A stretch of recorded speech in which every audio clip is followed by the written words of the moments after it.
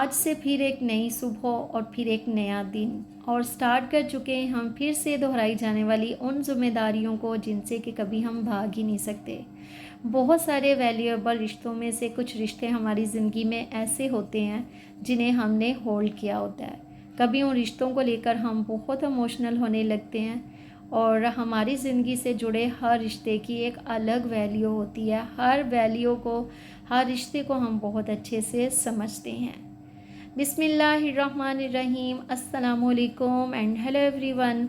मेरे इस चैनल पर आप सबको खुश आमदीद, एक वार्म वेलकम। जो ऑडियंस मेरे साथ इस टाइम नई जुड़ी है उनको मैं बताती चलूँ कि मैं एक सादा सी होम मेकर हूँ। बहुत सादा सी मेरी ज़िंदगी है और बच्चे माशाल्लाह बड़े हो चुके हैं, अपना ख्याल वो खुद रख सकते हैं। और छोटा बेटा अरमान जो है वो भी 9 साल का है।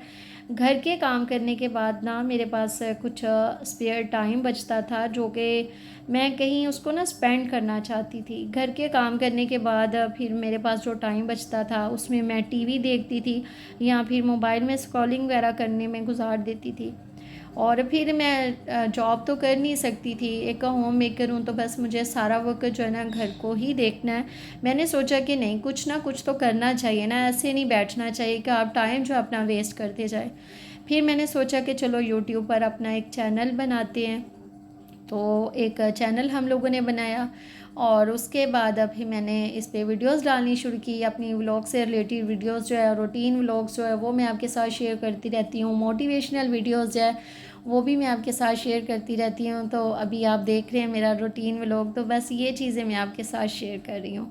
तो ये कि औरत जो है ना होम मेकर है, कुछ भी हो वो कभी भी फ़ारग ना रहे। अगर आपके पास कोई टाइम बचता है तो उसको प्लीज़ ज़ाया मत करें, कुछ ना कुछ करने में उस टाइम को लगाएं। अब तो इतनी ज़्यादा सहूलत है कि आप घर में बैठे हुए ना कुछ कर सकते हैं। ऑनलाइन इतना ज़्यादा आप कुछ कर रहे हैं दुनिया, तो आप भी ज़रूर, अगर आपके पास टाइम है तो टाइम को वेस्ट बिल्कुल ना करें, कुछ ना कुछ ज़रूर करें। आजकल ज़िंदगी में इतना कुछ साथ में नेगेटिव चल रहा होता है, तो इन चीज़ों से भी निकल आते हैं। जब आप किसी और काम में मसरूफ़ हो जाते हैं ना, तो फिर आपको जो आपकी ज़िंदगी में कुछ कमियां चल रही होती ना, उसकी फिर आप टेंशन नहीं लेते।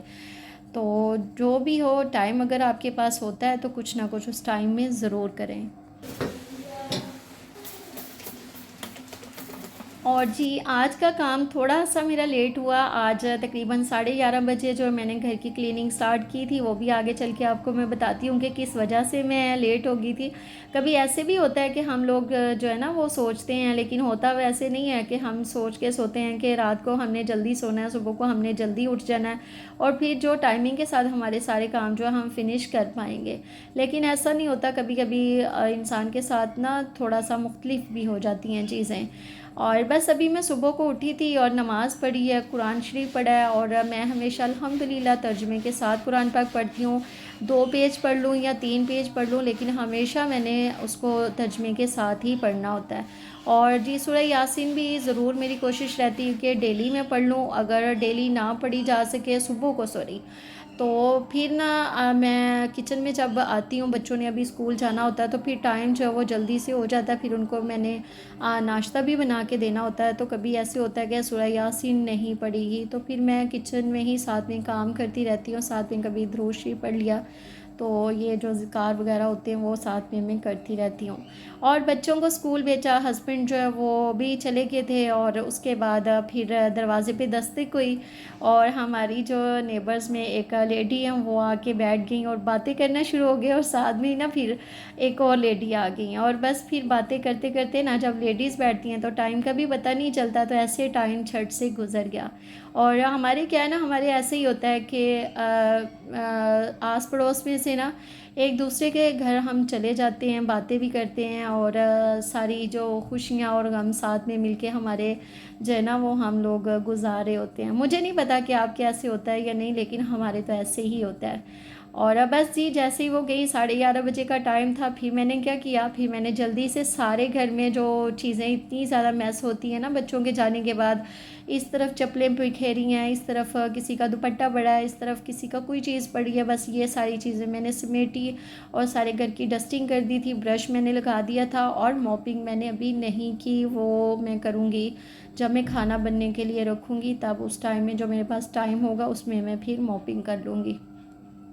और टाइम को ऐसे भी मैनेज कर लेते हैं कि आपको क्विकली काम करने पड़ते हैं ताकि वक्त रहते आपके काम हो पाए। मुझे एक गैस की भी जल्दी थी कि गैस जो है ना वो बस उसकी टाइमिंग बहुत ज़्यादा सख्त है, 2.5-3 घंटे जो है ना तकरीबन गैस आती है, तो उतने टाइम में सारे काम जो है हमें करने होते हैं। अभी किचन में आई थी और फिर मैंने सोचा कि अभी जब मैं किचन में आई थी तो 12 बज चुके हुए थे, तो मैंने सोचा कि पहले खाना बनाती हूँ, फिर नहीं, पहले मैं किचन को साफ़ कर लेती हूँ तो फिर उसके बाद खाना बनाती हूँ। मुझे ना बड़ा एक अजीब सी फीलिंग होती है जब गंदे किचन में काम करते हैं ना, तो सारा साफ़ कर लो फिर मुझे अच्छा लगता है काम करना और इन्जॉय भी करती हूँ। घर जो है ना हमारा छोटा हो या बड़ा हो इससे कोई फ़र्क नहीं पड़ता, घर को चलाना हमारी ज़िम्मेदारी होती है। एक घर को चलाने में अरसा लग जाता है, उसको समझने में अरसा लग जाता है। हम इतना हार्ड वर्क करते हैं, इतनी ज़्यादा हम मेहनत करते हैं घर को बनाने के लिए। अगर रेंटेड घर में भी आप रह रहे हैं तो मेहनत की कमाई तो उसमें भी आपकी जा रही है ना, आप हर महीने उसका रेंट पे कर रहे हैं। तो फिर उस घर को अगर आप साफ़ नहीं रखेंगे तो फिर क्या ही फ़ायदा इतनी मेहनत करने का कि घर साफ़ नहीं है। तो अगर घर साफ़ होता है तो उसमें सुकून भी होता है, पॉजिटिविटी भी होती है। और अच्छा, ये जो हमारे ग्रैंड पेरेंट्स के ज़माने से जो कहावतें चली आ रही है ना, ये बहुत ज़्यादा इनके अंदर हकीकत होती है। तो एक कहते हैं कि जब औरत का घर साफ़ होता है ना तो वो खुद गंदी हो जाती है, तो देखने वाला ये कहता है कि ये बहुत साफ़ औरत है क्योंकि इसने घर को साफ़ करते करते ये खुद गंदी हो गई है। अगर उसका वो खुद संवरी बैठी होती है, उसका घर बहुत गंदा होता है, तो देखने वाला कहता है कि ये बहुत फूहड़ औरत है, इसने तो घर को साफ़ किया नहीं है तो ये इतना खुद बन सवर के बैठी हुई है। तो आज के बच्चे जो है ना इन चीज़ों को नहीं मानते, लेकिन बहुत ज़्यादा हकीकत छुपी होती है इन कहावतों में। सो एनीवेज आते हैं अपने आज के व्लॉग की तरफ। तो अभी मैंने ना सोच रही थी कि मैं क्या बनाऊँ आज बनने के लिए, फिर मैंने रख दिया आज चिकन और आलू और मटर का शोरबे वाला सालन मैं बना रही थी, समझ में नहीं आता। ये भी एक बहुत ज़्यादा टेंशन होती है कि आज बनाऊँ क्या। पहले तो सोच रही थी कि मिक्स सब्ज़ियाँ जो वो बना लेती हूँ, फिर मैं ले आई थी चिकन और आलू मटर की सब्ज़ी, ये आज बनेगा शोरबे वाला। अच्छा, आलूओं को ना काट के कभी भी वैसे मत रखा करें, अगर आप बिगनर्स हैं तो कभी हो जाता है कि उनको पता नहीं होता।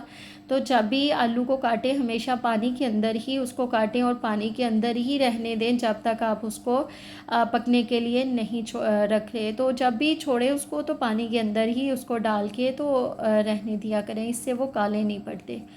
और हमारा जो मसाला है ना वो भी रेडी हो चुका था और मैंने 5 मिनट के लिए वेट लगा दिया था। प्याज, अदरक, लहसुन और साथ में टमाटर, मिर्चें, और मैं हमेशा ज़्यादा डालती हूँ प्याज, टमाटर और साथ में अदरक लहसुन वगैरह जो है ना मेरा ज़्यादा ही जाता है। शोरबे वाले सालन में तो ऑब्वियसली हर बंदा ही ज़्यादा डालता है ताकि उसकी में एक थिकनेस जो वो आ सके। लेकिन मैं अगर उसका सालन बना रही होती हूँ ना कि कोई वेजीज़ भी बन रही होती है उसमें भी मैं ग्रेवी के लिए थोड़ा सा ज़्यादा ही डालती हूँ ताकि उसमें टेस्ट ज़्यादा अच्छा होता है। बाकी यही है कि हर बंदे का बनाने का पकाने का तरीका अपना ही होता है, तो जैसे मैं बनाती हूँ मैं तो वो आपके साथ शेयर कर रही हूँ।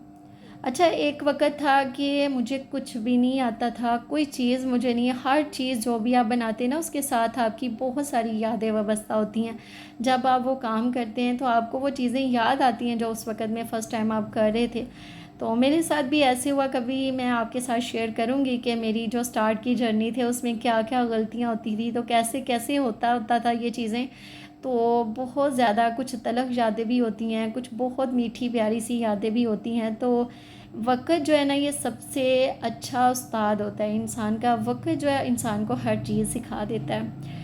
तो मेरी शादी जो है बहुत छोटी एज में हो गई थी, मुझे कुछ भी नहीं पता था, पढ़ते-पढ़ते बस हमारे यहाँ छोटी एज में ही शादी कर देते हैं, तो बस शादी हो गई थी। और फिर आगे जब मैं आई ससुराल में तो वहाँ भी मेरी जो मदर इन लॉ है वो नहीं थी। तो फिर जब आपको कोई सिखाने वाला भी नहीं होता ना तो फिर आपके लिए वो जो वक़्त होता है ना वो बहुत ज़्यादा मुश्किल होता है। तो ख़ैर सीख लिया, जब जब किसी को देखती थी कुकिंग करते हुए उसको मैंने देखना गौर से कि ये कैसे काम कर रहा है। अगर कोई लॉन्ड्री का काम कर रहा है उसको भी मैंने देखना ये कैसे धोते हैं और कैसे इसको डालते हैं और कपड़ों को डालते हैं फैलाने के लिए।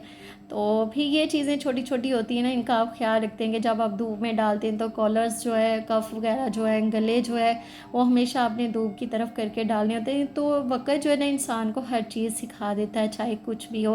वक्त जो है ना इंसान का सबसे बेस्ट टीचर है। तो ये भी इंशाल्लाह मैं अपनी जर्नी शेयर करूँगी आपके साथ किसी अपने नेक्स्ट व्लॉग में। और आज का व्लॉग था बस यहीं तक। उम्मीद करती हूँ कि आपको पसंद आया होगा। वीडियो पसंद आई हो तो प्लीज़ इसको लाइक एंड शेयर ज़रूर कीजिएगा। चाय का टाइम हो गया था तो मैं चाय दूसरी नहीं बना रही है, मैं नेस्ले की लेके आई हुई थी, तो बस यही मैं रेडीमेड चाय जो ये मैं बना लूँगी।